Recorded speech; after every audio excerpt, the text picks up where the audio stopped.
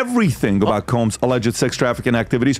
Although she's not been arrested or charged, the federal indictment accuses Combs of using high-ranking supervisors to facilitate and cover up the abuse, with Karam allegedly organizing freak-offs involving sex workers and raids on Diddy's mansions, seized narcotics with over 1,000 models.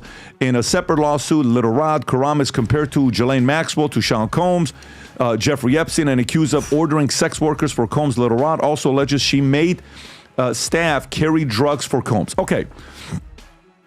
At this point, everyone knows Diddy's done. Diddy has been allegedly sentenced to life imprisonment, meaning he will spend the rest of his life in prison. Sean Diddy Combs could potentially face several years in prison, likely due to serious legal charges or allegations being brought against him in a current case. There's really no deal that the U.S. Attorney's Office can offer, and it's certainly not one that Diddy will accept. It would involve decades in federal prison. We're talking about mandatory minimum sentences of 10 years for both the drug charges and the sex trafficking. So we know that Diddy has fought charges before. There were state charges, there were gun-related, the nightclub shooting with J-Lo, but he's going to dig in his heels, and this case is going to trial. So if you're prosecutors, you really want to make sure that your evidence is bulletproof before you go down that route. Surveillance footage shows Diddy being arrested at a Manhattan hotel last week. A senior investigative correspondent, Aaron Keiki, is reporting live from the scene of the incident. Now to Sean Diddy Combs' investigation. New surveillance video shows Combs being taken into custody in a Manhattan hotel last week. Our senior investigative correspondent. Sean Diddy Combs will remain in jail after a judge denied his request for bail, rejecting his appeal to be released while awaiting further legal proceedings. American rap mogul Sean Diddy Combs has been denied bail as he awaits trial on federal charges. Combs pleaded not guilty to racketeering, sex trafficking and transporting for prostitution in a New York court. Prosecutors allege the 54-year-old created a criminal enterprise through his business empire, which he has allegedly run since about 2008. They claim Combs gave victims a variety of party drugs during extended sexual performances, and that he used his business associates, staff and other personnel to help conceal his abuse.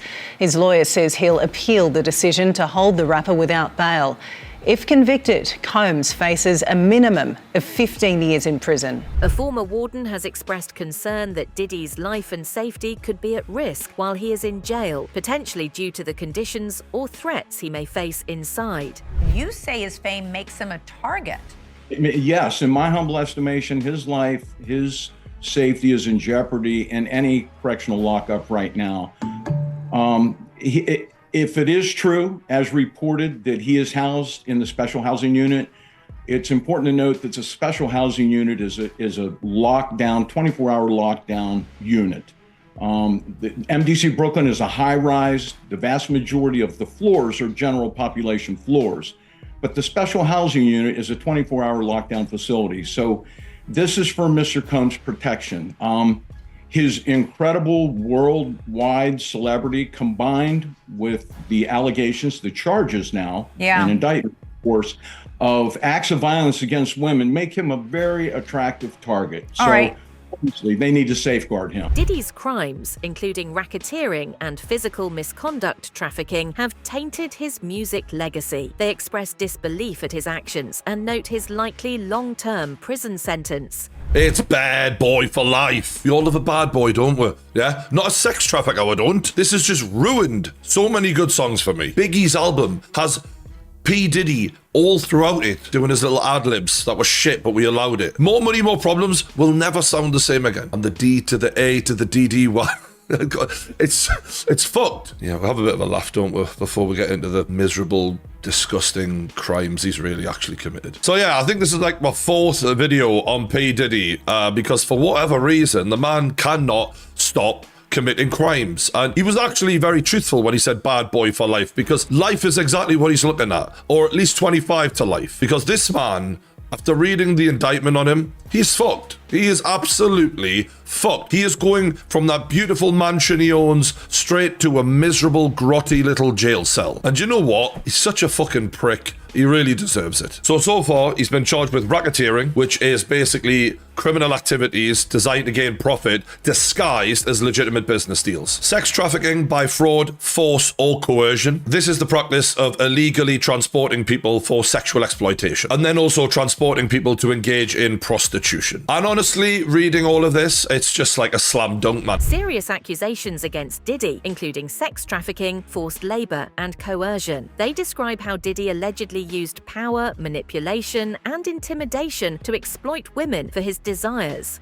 Including his freak-offs. What a word that's become, honestly. And just to give you a little list of exactly what him and his employees got up to here, we've got sex trafficking, forced labor, interstate transportation for purposes of prostitution, coercion and enticement to engage in prostitution, narcotic offenses, kidnapping, arson, bribery, and obstruction of justice. Wow. Like, you know what? You're P. Diddy. You've got all the money in the world. You don't need to do any of this. But for some people, the more powerful they get, the more dark their imagination becomes, and the more they want to push the boundaries to do the craziest fucked up shit possible. And this is what happens when a psychopath gets this much power. Even those words coercion and enticement to engage in prostitution, it wasn't enough for him to get consenting, prostitutes who do this by trade. What a trade.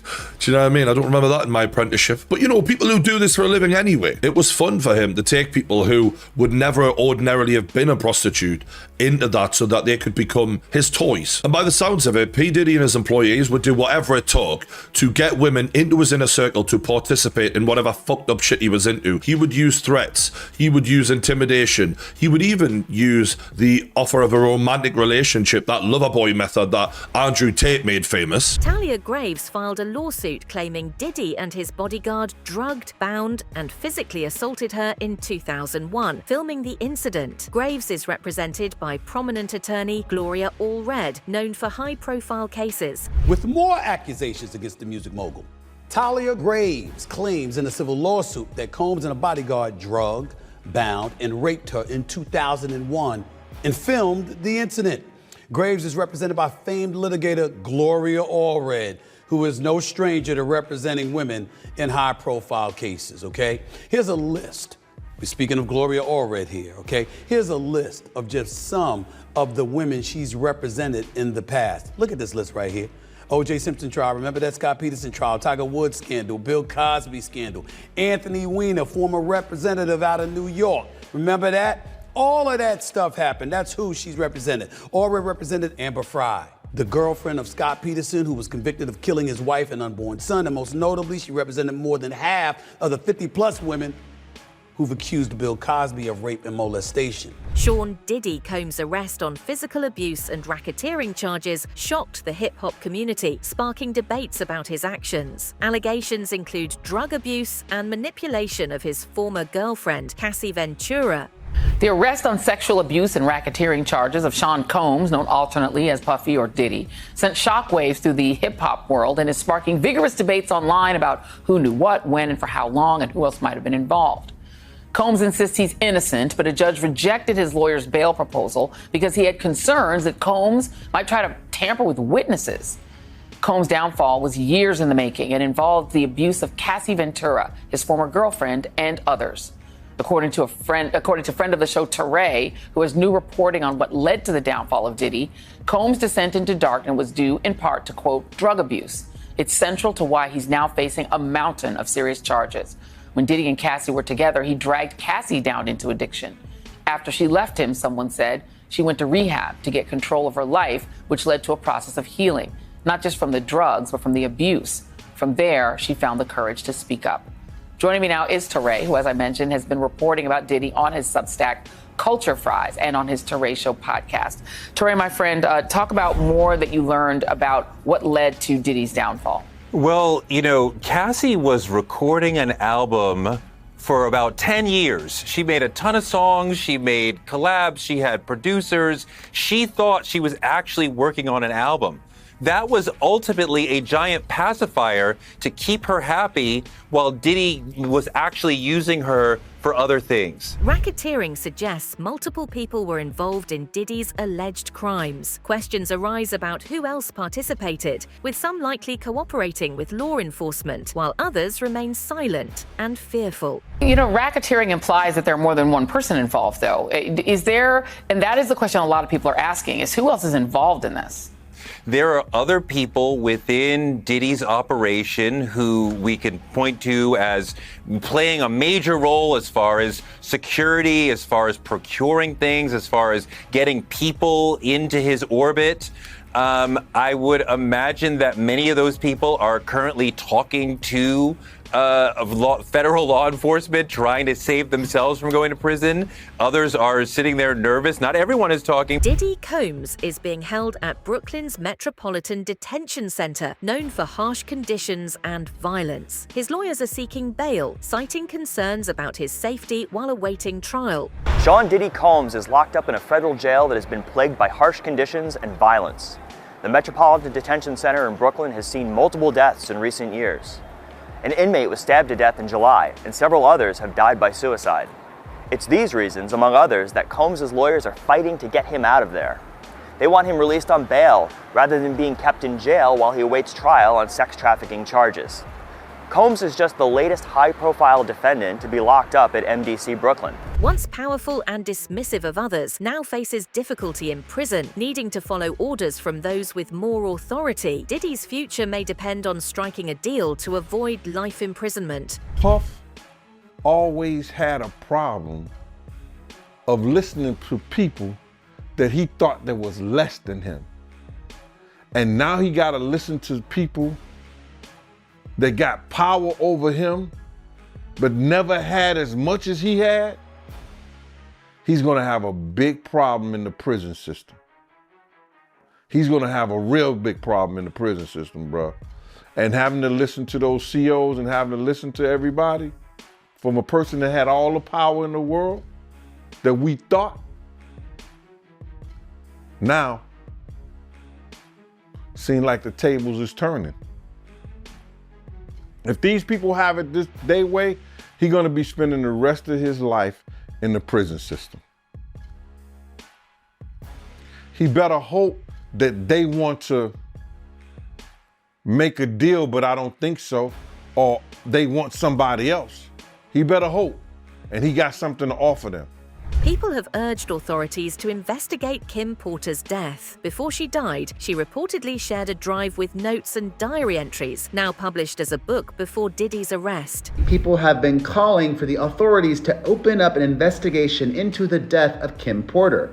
However, before she died, it is reported and said by a publisher that she gave some friends a drive featuring notes, her diary entries. And now that has been published online. If you type in Kim's Lost Words, the book will show up. You can get it online. Right now I see it's on sale for $22.49. What's interesting is the book was published on September the 6th. Diddy is in serious risk if placed in the general prison population and is unlikely to receive bail. Moving him to a safer facility is complex, making his release seem bleak. If he makes it to GP, general population, someone's gonna stick a knife in him. They're gonna put some bars of soap in a sock and boom, they're gonna pop him over the head and split his head open like a watermelon. They cannot GP him at all. And this nonsense about him getting bail, they're never gonna give him bail. He wants to go to Essex County, New Jersey, to go to a cushy jail there. Remember, he's not a federal inmate. He's a U.S. Marshal detainee. So they just house him at MDC.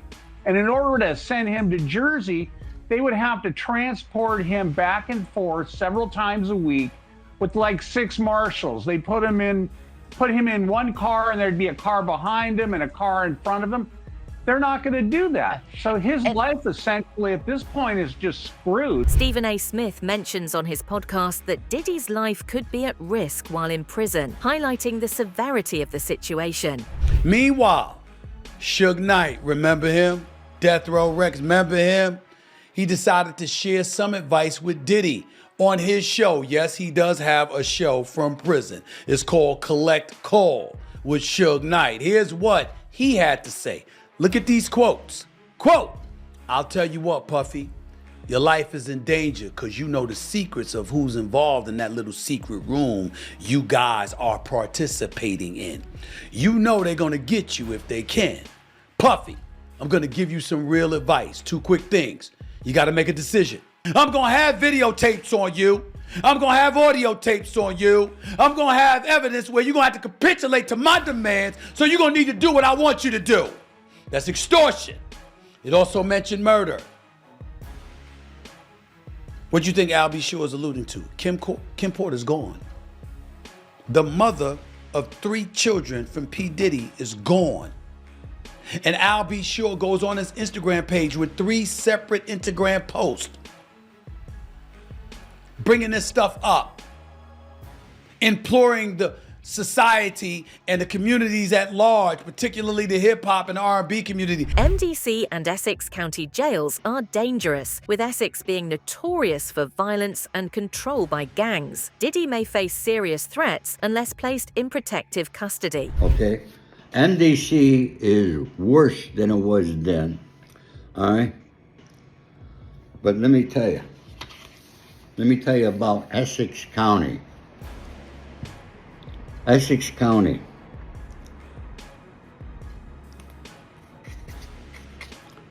My friend says it's the worst in New Jersey. It's a very serious jail. People get beat up left and right. My friend said it was the worst spot, constant lockdowns, and the food was beyond disgusting. Now, he said it was beyond disgusting there. He's saying that it was great at MDC when we were first there, and it was disgusting. All right? But he said it might be better for him because MDC is really fucked up now, and the MS-13 are controlling. From what I hear, MS-13 is now controlling MDC. These are folks, this is information that came from somebody who just got released and knows these prisons. So I don't know why this attorney wants to get him transferred from MDC to Essex. It's like from worse to worse. A notable difference for Diddy is the transition from his extravagant lifestyle to the simple and unappealing reality of prison food. Used to eat delicious things like duck and chicken, but now it's downgraded to some potatoes. Not a very appetizing meal that he had last night. And by the way, if you've heard of MDC Brooklyn, this detention center, it's probably because R. Kelly has stayed there, Fetty Wap has stayed there, Michael Cohen, Allison Mack, and Ghislaine Maxwell. A lot of famous people have gone here before. Really, really rough, we're told. Despite his legal team's best efforts, Diddy remains incarcerated without bail, as the judge deemed him a flight risk and a danger to others. And the U.S. attorney had argued that he was a flight risk and also a danger to society. Seems like the judge sided with them. So he is currently being held at the Metropolitan Detention Center in Brooklyn. And we were told that he used to eat delicious things like duck and chicken, but now it's downgraded to some potatoes. Not a very appetizing meal that he had last night. And by the way, if you've heard of MDC Brooklyn, this detention center, it's probably because R. Kelly has stayed there, Fetty Wap has stayed there, Michael Cohen, Allison Mack, and Ghislaine Maxwell. A lot of famous people have gone here before. Really, really rough, we're told. By the way, if he is found guilty, he faces a minimum of, I think it's 12 years in prison and a statutory maximum of life in prison. So he's really facing some serious time. And for the judge to not accept this bond offering, to me, says everything you need to know. I don't know if you guys saw it. It was a 12-page Diddy faces potential charges including bribery, extortion, fraud, and more under RICO. His situation is compared to high-profile cases like Epstein's, with his team allegedly involved in manipulation and federal investigations. But it's actually fraudulent, bribery, extortion, fraud, money laundering, drug trafficking, embezzlement. What's the RICO? What's the racketeering in your opinion of what could potentially be going on with Diddy, just based on everyone you've interviewed? Well, there's so many categories to it, right? I mean, you get to pick and choose. They get to pick and choose. Sure. The way they wrote this law allows them to go after people for different reasons, okay? You pick and choose which one this is. He's in most of them. Yeah. He's in most of them. So Stephen A. Smith yesterday is doing a show with another guy that they have on, and the other guy says, this isn't just about Diddy. Diddy's life is on the line right now, and people, I mean, it's just, at any point, anything could happen to him. Forget about the fact that, you know, he's got a lot of risk on the line. Think about him, the comparison with him and Epstein, right? Here's a story. Meet Sean Diddy Combs' manipulator-in-chief, who was once compared to Ghislaine Maxwell. Well, they called him the Black Epstein. Let me read this to you. Please. Find that picture. Christina Karam, chief of staff at Combs Enterprises and described as Diddy as his right hand, is alleged to be the manipulator-in-chief in federal investigation as close source. That's it for today's video. Stay tuned until next time.